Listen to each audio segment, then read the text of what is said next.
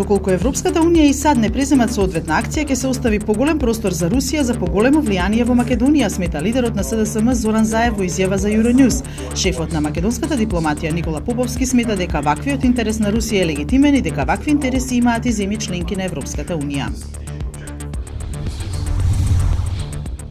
Пратеникот од ДУИ Талат Џафери и најсериозен кандидат за нов собраниски спикер во синоќешното гостување во ТВ21 упати повик до претседателот Ѓорѓе Иванов да прогласи воена состојба. Иванов знае дека тоа никому не му оди во прилог и знае дека нема на кого да му објави војна, рече Џафери. Фирмата Графички центар ДО Скопје, собственик на Медиапринт Македонија, издавач на весниците Дневник, Утрински весник, Вест, Македонски спорт, Теа Модерна и порталот Телеграф, во Основниот суд Скопје 2 почна предстечајна постапка. Во меѓувреме отворена е нова фирма Медиапринт Дуел, која објави неколку огласи за вработување на новинари и уредници во собственост на Александар Динев, дел од актуелниот менаџмент на НКМ.